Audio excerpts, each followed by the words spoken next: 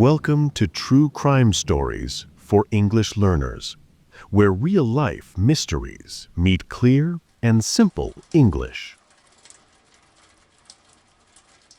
The Milwaukee Cannibal, Jeffrey Dahmer. The young man was running down the street in Milwaukee at 2 a.m., handcuffs dangling from one wrist. He was naked, bleeding, and speaking in broken English. His name was Conarak Synthesomphone, a 14-year-old Laotian boy. Two young women saw him and immediately called 911. They tried to help him, to keep him safe, to protect him from the man who was chasing him. That man was Jeffrey Dahmer. He was 31 years old, lived in a nearby apartment, and seemed calm and reasonable when police arrived. He told the officers that Conarak was his 19-year-old boyfriend, that they'd had an argument after drinking too much, and that everything was fine. The officers believed Dahmer. They returned Conarak to Dahmer's apartment, despite the protests of the two women who had called 911. Within an hour of the police leaving, Conarak Synthesomphone was dead. Jeffrey Dahmer strangled him, had sex with the corpse, dismembered the body, and dissolved the flesh in acid. Conarak became victim number 13 of one of America's most horrific serial killers. This is the story of Jeffrey Dahmer, the Milwaukee Cannibal, a man who killed 17 young men and boys over 13 years, who kept body parts in his apartment as trophies, who ate the flesh of his victims, and who created a house of horrors that shocked even experienced homicide detectives when they finally discovered what he had done. A troubled beginning. Jeffrey Lionel Dahmer was born on May 21, 1960, in Milwaukee, Wisconsin. His early childhood appeared normal on the surface, but there were signs of darkness even then. His parents, Lionel and Joyce Dahmer, had a troubled marriage filled with arguments. Joyce suffered from depression and anxiety and took numerous medications during her pregnancy with Jeffrey. Lionel was often absent, focused on completing his PhD in chemistry. As a young child, Jeffrey seemed relatively normal, though he was shy and withdrawn. But around age 6, after a surgery to correct a double hernia, his personality changed. He became increasingly quiet and isolated. He showed little emotion and had difficulty connecting with other children. By age 10, Jeffrey had developed a disturbing fascination with dead animals. He would find roadkill and bring it home. He learned to strip the flesh from bones and preserve the skeletons. His father, a chemist, initially thought Jeffrey's interest in bones was scientific curiosity. He even showed Jeffrey how to use chemicals to clean bones more effectively. What Lionel didn't realize was that Jeffrey's interest wasn't scientific. It was something much darker. Jeffrey also discovered he was gay during his teenage years. In 1970s Ohio, where the family had moved, homosexuality was deeply stigmatized. Jeffrey couldn't talk to anyone about his feelings. He struggled with self-hatred and confusion about his sexuality. He began drinking heavily as a teenager, often showing up to high school drunk. In 1978, shortly after Jeffrey graduated from high school, his parents' marriage finally collapsed. They divorced, with both parents moving out of the family home and leaving 18-year-old Jeffrey alone. This abandonment at a vulnerable time had a profound impact on Jeffrey. He was isolated, drinking heavily, and struggling with violent sexual fantasies he couldn't control or discuss with anyone. The first murder. On June 18, 1978, just 3 weeks after his high school graduation, Jeffrey Dahmer committed his first murder. He was 18 years old. Jeffrey picked up a hitchhiker named Stephen Hicks, a 19-year-old who was traveling to a concert. Jeffrey invited Stephen back to his parents' house, the house where Jeffrey was living alone after his parents' divorce. They drank beer and talked. But when Stephen said he wanted to leave, Jeffrey didn't want to be alone again. He couldn't bear the thought of Stephen leaving. Jeffrey grabbed a barbell and struck Stephen in the head, killing him. Then Jeffrey had sex with the corpse. Afterward, he dismembered the body in the crawl space under the house. He buried the remains in the backyard. Later, he dug them up, smashed the bones with a sledgehammer, and scattered them in the woods behind the house. This first murder established a pattern that would continue for 13 years. Jeffrey killed to prevent people from leaving him, to keep them with him permanently. He preferred corpses to living people, because corpses couldn't reject him or abandon him. After killing Stephen Hicks, Jeffrey tried to live a normal life. He briefly attended Ohio State University, but dropped out due to his drinking. His father pushed him to join the Army in 1979. Jeffrey enlisted and was trained as a medic, but his alcoholism continued. He was discharged from the Army in 1981 due to his drinking problem. Jeffrey moved to Milwaukee to live with his grandmother. For several years, he managed to control his urges. He worked various jobs and tried to maintain a semblance of normal life. But the fantasies never went away. He fantasized about having a completely submissive partner who would never leave him. He wanted total control. And eventually, the urges became too strong to resist. The killing continues. In 1987, Jeffrey killed again. The victim was Stephen Tuomi, whom Jeffrey met at a gay bar. They went to a hotel room together. Jeffrey claimed he didn't remember killing Stephen. He said he woke up to find Stephen dead. But whether intentional or not, Stephen was dead, and Jeffrey had to dispose of the body. He bought a large suitcase, put the dismembered body inside, and took it to his grandmother's basement, where he dismembered it further and disposed of the remains. After this second murder, Jeffrey's killing accelerated. He killed James Dockstader in January 1988 and Richard Guerrero in March 1988. Both were young men he met at gay bars. He lured them to his grandmother's house with promises of money for sex or photographs. Once there, he drugged them, strangled them, had sex with the bodies, and dismembered them. Jeffrey's grandmother eventually asked him to move out. She had found disturbing things in her basement and garage. Strange smells, suspicious stains, sounds coming from the basement at odd hours. She didn't know her grandson was murdering people, but she knew something was very wrong. In 1988, Jeffrey was arrested for sexually assaulting a 13-year-old Laotian boy named Somsak Synthesomphone. Jeffrey had lured the boy to his apartment, drugged him, and molested him. The boy escaped and reported it to police. Jeffrey was convicted and sentenced to 1 year in prison with work release, plus 5 years probation. He served only 10 months. This should have been the end of Jeffrey Dahmer's killing spree. He was a convicted sex offender on probation. But the system failed. Probation officers didn't monitor him closely. Mental health evaluations were superficial. Jeffrey was released after serving minimal time, and he immediately began killing again. In fact, during his work release, Jeffrey lived in a house and continued to fantasize about killing. The day he was released from prison in March 1990, he moved into an apartment at 924 North 25th Street in Milwaukee. This apartment would become a house of horrors. The Milwaukee apartment. Between 1990 and 1991, Jeffrey Dahmer killed 12 more people in his Milwaukee apartment. The victims were primarily young Black and Asian men, many of them gay, many of them poor or homeless. Jeffrey targeted vulnerable people who wouldn't be missed immediately and whose disappearances might not be thoroughly investigated. Jeffrey's method was consistent. He met men at gay bars, shopping malls, or bus stops. He offered them money to come to his apartment for photographs or to watch videos.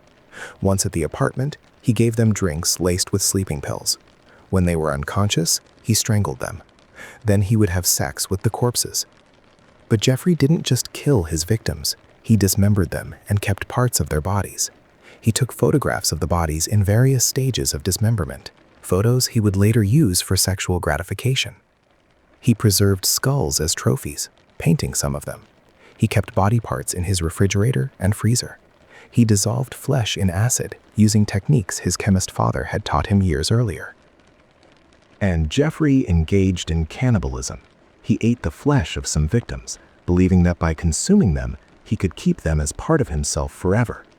He believed this would make the victims a permanent part of him, never able to leave. Jeffrey also attempted to create zombies, living sex slaves who would be completely compliant. He drilled holes into some victims' skulls while they were still alive and poured acid or boiling water into their brains, attempting to destroy their consciousness while keeping them physically alive. These experiments always resulted in the victims' deaths, but Jeffrey kept trying, convinced he could create a perfectly obedient companion. The apartment smelled terrible, the odor of decomposing bodies, acid, and death. Neighbors complained repeatedly about the smell, which Jeffrey explained away as spoiled meat from a broken freezer. The building manager came to investigate several times, but never looked closely enough to discover what was really happening. The Konarak synthesophone tragedy. On May 27, 1991, Jeffrey lured 14-year-old Konarak synthesophone to his apartment. Konarak was the younger brother of Somsak synthesophone, the boy Jeffrey had been convicted of molesting in 1988. The family had no idea Jeffrey Dahmer was living in the area, or that their younger son would encounter the same predator. Jeffrey drugged Konarak, performed the drilling experiment on his skull, and poured acid into his brain. Then Jeffrey left the apartment briefly to buy more beer. While he was gone, Konarak, despite the horrific injury to his brain, managed to escape. He wandered outside, naked, bleeding, disoriented, and unable to communicate clearly due to the brain damage. Two young black women, Sandra Smith and Nicole Childress, found Konarak and immediately called 911. They tried to protect him, wrapping him in a blanket and preventing Jeffrey, who had returned, from taking him back to the apartment.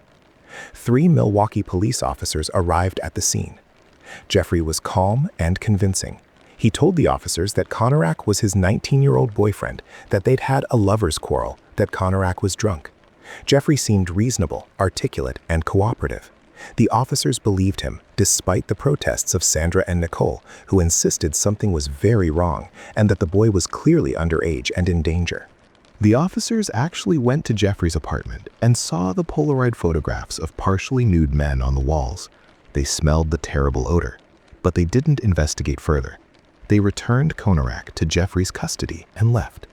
One of the officers later joked about it on the radio, making homophobic comments about the domestic incident. Within an hour, Jeffrey had strangled Konarak and had sex with his corpse. He photographed the body, dismembered it, and kept the skull as a trophy. Konarak's family reported him missing, but police didn't connect the missing person report with the incident at Jeffrey's apartment. This was the most catastrophic failure in the Jeffrey Dahmer case. If the police had investigated even minimally, they would have found evidence of Jeffrey's crimes. They would have found body parts in the apartment. They would have saved Konarak and prevented 4 more murders. But they didn't. They returned a drugged, injured, obviously distressed minor to a serial killer. The 3 officers involved, John Balcerzak, Joseph Gabrish, and Richard Perubkin, were fired after the case became public, but 2 were later reinstated after an appeal. The failure to investigate properly was influenced by racism. The officers dismissed the concerns of black witnesses. Homophobia, they didn't take the situation seriously because they thought it was a gay domestic issue, and sheer negligence. The final victims and capture. After killing Konarak, Jeffrey killed 4 more people: Matt Turner, Jeremiah Weinberger, Oliver Lacey, and Joseph Bredehoft. These murders occurred between June and July 1991. Jeffrey was killing more frequently, losing control, becoming more reckless. On July 22, 1991, Jeffrey encountered Tracy Edwards, a 32-year-old man. Jeffrey offered Tracy money to come to his apartment for photographs. Tracy agreed. Once at the apartment, Jeffrey handcuffed Tracy's wrist and held a knife to him, threatening to cut out his heart and eat it. But Tracy kept Jeffrey talking, calming him down, trying to find an opportunity to escape. After several hours, when Jeffrey seemed momentarily distracted, Tracy punched him and ran from the apartment, the handcuffs still dangling from one wrist. Tracy flagged down a police car. 2 officers, Robert Ralph and Rolf Mueller, responded. Tracy told them a man in apartment 213 had tried to kill him. The officers went to the apartment with Tracy. Jeffrey answered the door, seemingly calm and cooperative. But when one officer went to get the key to the handcuffs from the bedroom, he noticed photographs of dismembered bodies on the nightstand. The officer called for backup. They searched the apartment more thoroughly. What they found was beyond anything they had imagined. A refrigerator containing a severed head, a freezer with human organs and flesh, photographs of bodies in various stages of dismemberment, skulls, some painted, a barrel of acid containing partially dissolved body parts, bones, tools for dismemberment. The apartment was a slaughterhouse, a museum of death, a horror show that made even experienced homicide detectives physically ill. Jeffrey Dahmer was immediately arrested. As officers searched the apartment, Jeffrey sat calmly and confessed. He admitted to killing 17 people. He explained his methods. He showed no emotion and expressed no remorse. The confession and trial. After his arrest, Jeffrey Dahmer gave detailed confessions to police. He described each murder, explained his methods, and showed investigators where he had disposed of remains. He was cooperative and matter-of-fact, describing horrific acts of violence and depravity as if he were discussing the weather. Jeffrey's confession revealed the full extent of his crimes.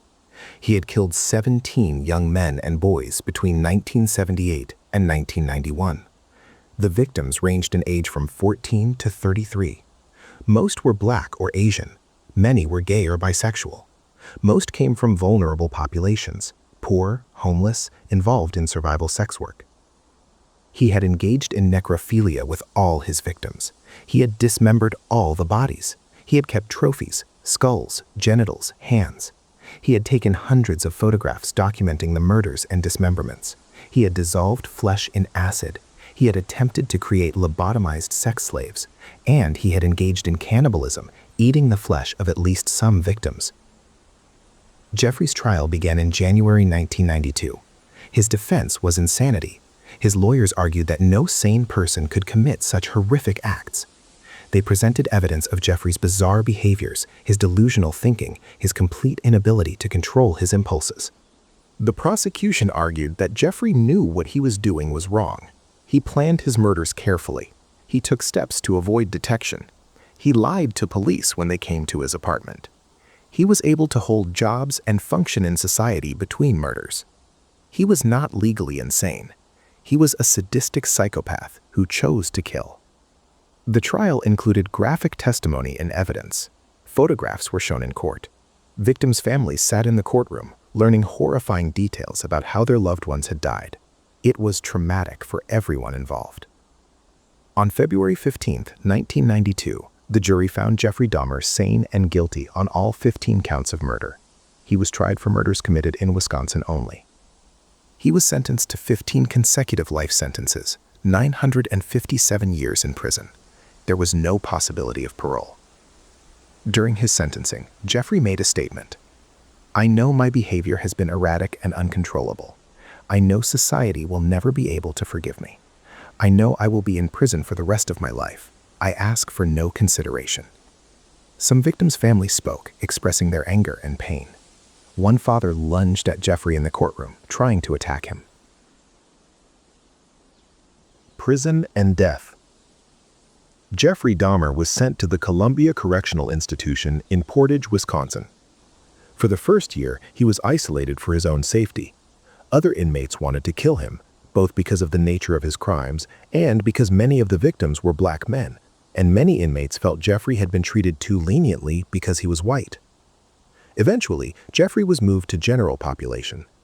He claimed to have found religion in prison and said he was remorseful for what he had done. He gave interviews where he discussed his crimes in disturbing detail, claiming he wanted people to understand what had driven him so that similar crimes might be prevented. But on November 28, 1994, Jeffrey Dahmer was murdered in prison. He was 34 years old and had served less than 3 years of his sentence. Another inmate, Christopher Scarver, beat Jeffrey to death with a metal bar from the prison weight room. Scarver also killed another inmate, Jesse Anderson, in the same attack. Scarver later said he killed Jeffrey because he was disgusted by Jeffrey's crimes, and because Jeffrey taunted other inmates by shaping his prison food to look like severed limbs and adding ketchup as blood. Scarver also claimed Jeffrey was unrepentant, and that prison officials had deliberately left the 3 of them alone without supervision, knowing what might happen. Jeffrey Dahmer's death meant he would never complete his sentences, never spend the decades in prison that his crimes warranted. Some people felt justice was served by his murder. Others felt he deserved to live a long life in prison, suffering with the knowledge of what he had done. The victims remembered. Jeffrey Dahmer killed 17 people. Each was a person with a life, a family, dreams, and potential. They deserve to be remembered as individuals, not just as Jeffrey Dahmer's victims. Stephen Hicks, 19, was hitchhiking to a concert when he encountered Jeffrey. He was Jeffrey's first victim. Stephen Toomey, 25. Jeffrey claimed not to remember killing him. James Doxtator, 14, and Richard Guerrero, 25, were killed months apart in 1988. Anthony Sears, 24, was killed in 1989. Jeffrey kept his skull. Raymond Smith, Ricky Beeks, 32, Edward Smith, 28, Ernest Miller, 22, David Thomas, 23, Curtis Strother, 18, and Errol Lindsay, 19, were all killed in 1991. Anthony Hughes, 31, was deaf and nonverbal. His murder was particularly cruel. He couldn't have communicated with Jeffrey and likely died terrified and confused. Konarak Senthasamphone, 14, could have been saved if police had investigated. Matt Turner, 20, Jeremiah Weinberger, 23, Oliver Lacey, 23, and Joseph Bradehoft, 25, were Jeffrey's final victims in summer 1991. These were young men with families who loved them.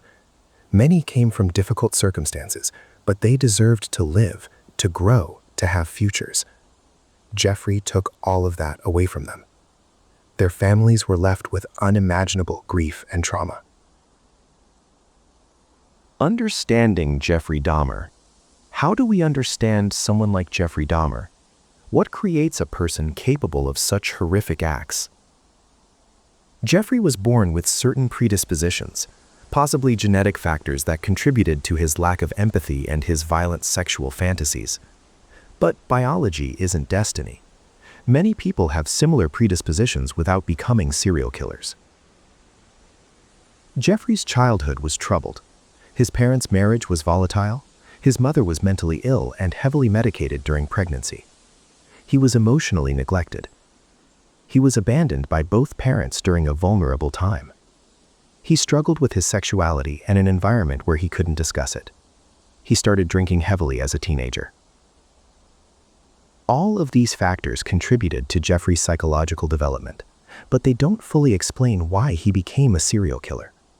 Many people experience difficult childhoods, struggle with sexuality, and abuse alcohol without murdering anyone. What seems to have been unique about Jeffrey was the specific nature of his psychology. He was sexually aroused by corpses, necrophilia. He wanted total control over his partners. He couldn't form normal human connections. He saw people as objects that existed for his gratification, and he was willing to kill to satisfy his desires. Jeffrey also had moments of self-awareness. He knew what he was doing was wrong. He felt the urges building, and sometimes tried to resist them. He would go months between murders, trying to live normally, but the urges always won. He described feeling compelled to kill, as if he had no choice, though his careful planning suggests he did have choice and simply chose to prioritize his desires over others' lives. Some psychologists have suggested Jeffrey had borderline personality disorder, characterized by fear of abandonment and unstable relationships. His pattern of killing to prevent people from leaving him fits this diagnosis. Others have focused on his necrophilia and extreme need for control. But ultimately, diagnoses don't change what Jeffrey did or excuse his actions. He made choices to kill, to torture, to cannibalize. He could have sought help, could have resisted his urges, could have turned himself in. He didn't. He chose again and again to satisfy his own desires by destroying others' lives. The system failures. The Jeffrey Dahmer case involved multiple system failures that allowed him to kill for 13 years. In 1988, Jeffrey was convicted of sexually assaulting a 13-year-old boy.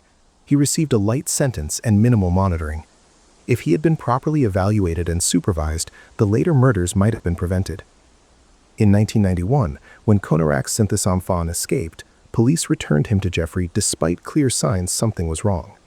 If they had investigated, they would have found evidence of murders and saved 4 lives. Throughout Jeffrey's killing spree, he targeted marginalized victims, poor, minority, gay men. Their disappearances weren't thoroughly investigated. If the police had taken these missing persons cases more seriously, patterns might have emerged earlier. The systems that were supposed to protect vulnerable people, police, probation, mental health services, all failed. These failures were partly due to racism, homophobia, and classism. The victims weren't valued as highly as other missing persons might have been. Their lives were treated as less important. After the Dahmer case became public, there was intense scrutiny of these failures. The officers who returned Konarak to Jeffrey faced significant backlash. Policies were changed to improve missing persons investigations and probation monitoring. But these changes came too late for Jeffrey's 17 victims. The cultural impact. The Jeffrey Dahmer case shocked America and the world. The level of depravity, the necrophilia, cannibalism, the attempts to create zombies, the apartment full of body parts was almost incomprehensible. It challenged people's understanding of how evil humans could be. The case has been the subject of countless documentaries, books, films, and articles. Recently, Netflix released Dahmer Monster, The Jeffrey Dahmer Story, a dramatization that became one of the platform's most watched series. This renewed attention to the case decades later shows the continued fascination with Dahmer. But this fascination is troubling. Jeffrey Dahmer has become a cultural figure, almost a dark celebrity. Some people romanticize him or focus more on understanding him than on remembering his victims. This is a problem. The focus should be on the lives destroyed, not on the killer's psychology. Victims' families have expressed frustration with the continued attention to Jeffrey. They feel their loved ones are reduced to footnotes in Jeffrey's story. They're re-traumatized each time a new documentary or series is released. Some were never contacted by producers creating content about the murders. The case also raised awareness about the vulnerability of marginalized communities. Jeffrey deliberately targeted people who were less likely to be missed and whose disappearances were less likely to be thoroughly investigated. This exploitation of societal prejudices to enable serial murder was a wake-up call about how discrimination creates vulnerability to predators. Lessons from the case. What can we learn from the Jeffrey Dahmer case? First, early intervention matters. Jeffrey showed concerning behaviors as a child and teenager: animal cruelty, heavy drinking, social isolation. If he had received proper mental health intervention early, the trajectory might have changed. We need to take warning signs seriously and provide real help to troubled young people. Second, the criminal justice system must properly monitor sex offenders. Jeffrey was convicted of child molestation but received minimal punishment and supervision. He should have been closely monitored, required to participate in serious treatment, and held accountable for violations. The light sentence and lack of follow-up enabled his later murders. Third, police must take all missing persons cases seriously, regardless of the victim's race, sexual orientation, or social status. Jeffrey's victims were primarily Black and gay men. Their disappearances weren't investigated with the urgency they deserved. This allowed Jeffrey to continue killing. Fourth, officers must investigate concerning situations thoroughly rather than making assumptions. When police returned Konarak to Jeffrey, they made assumptions based on Jeffrey's demeanor and explanations. They didn't look closely at the evidence, a drugged, injured minor. Proper investigation would have saved lives. Finally, we need to be careful about how we remember and discuss serial killers. Jeffrey Dahmer was not fascinating or interesting. He was a predator who destroyed 17 lives and traumatized countless families. The focus should be on his victims, who they were, what they lost, how they should be remembered, not on providing more attention and notoriety to the killer. Final thoughts. Jeffrey Dahmer was one of the most depraved serial killers in American history. He murdered 17 young men and boys, engaged in necrophilia and cannibalism, and created a house of horrors in his Milwaukee apartment. His crimes were so extreme that they challenged people's understanding of human evil. But Jeffrey Dahmer was not a monster from a horror movie. He was a human being who made choices, terrible, evil choices that destroyed lives. He chose to kill rather than seek help. He chose to satisfy his desires rather than resist his urges. He chose, again and again, for 13 years, to murder vulnerable young men. The victims of Jeffrey Dahmer deserve to be remembered. They were sons, brothers, friends. They had lives and potential that was stolen from them. Their families have suffered for decades with the knowledge of how their loved ones died. The system failures that enabled Jeffrey's killing spree must be remembered too. The light sentence for child molestation, the officers who returned Konarak to Jeffrey, the missing persons investigations that weren't thorough enough. These failures allowed a serial killer to operate for over a decade, and they serve as lessons for how systems must improve. Jeffrey Dahmer died in prison in 1994, murdered by another inmate. He was 34 years old. His death ended a life that had been defined by violence, death, and horror. The world is better without him in it. The apartment at 924 North 25th Street, where Jeffrey committed most of his murders, was demolished in 1992. The site remained empty for years. No one wanted to build there. Eventually, it was made into a green space, the site of horror transformed into something peaceful. But the memories remain. The families of victims still grieve. The survivors of Jeffrey's attacks still carry trauma. The city of Milwaukee still remembers the horror of discovering that one of the worst serial killers in history had been operating in their midst for years. Jeffrey Dahmer is remembered, unfortunately, as one of the most notorious killers in American history. But he should be remembered as something else too. A reminder that evil exists, that vulnerable people need protection, that systems must be reformed to prevent such tragedies, and that victims deserve justice and remembrance. The 17 young men who died at Jeffrey Dahmer's hands didn't deserve their fate. They deserved to live full lives, to be safe, to be valued. Jeffrey took all of that from them. We honor their memory by remembering them as people, not just as victims, and by working to ensure that systems protect vulnerable people rather than fail them as catastrophically as they failed in the Jeffrey Dahmer case.